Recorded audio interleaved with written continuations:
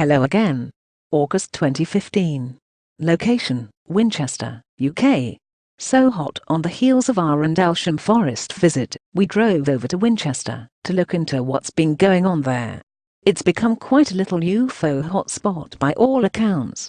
The weather had not really been overly kind to us, and most of the time we were contending with rain, drizzle and winds at times. That said, we did manage to get out for 3 nights investigation, plus 1 afternoon. We headed up to Cheesefoot Head. What a pile of grief that turned out to be. The location is right on a very busy main road with continuous traffic in both directions. It was dark when we arrived at the car park, and a truck driver was already there at the back of the car park for his overnight sleep. We quietly turned the car round to face away from him, and parked as near to the front as we could. We switched the engine off, and all was quiet, but the person in the vehicle at the back of the car park was having none of it.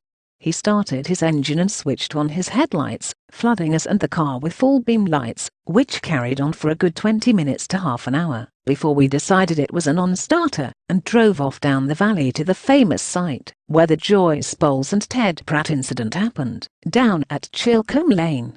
So we parked up down Chilcomb Lane, which is easier said than done, because that lovely green grass area is now mostly an overgrown mess of brambles and trees. We did find a gateway to put the car into, so that we could watch the skies. You do get the odd local passing by, and looking at you like you are up to no good.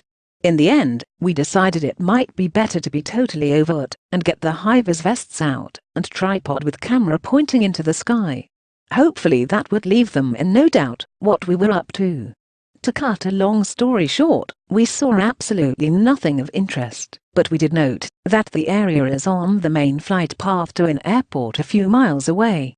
It was interesting to see the area of the famous Bowles and Pratt incident, about 100 yards down the road, where Mrs. Joyce Bowles' car came to rest, which is now covered in limestone chippings, and not the lovely wide grassy area that was back then.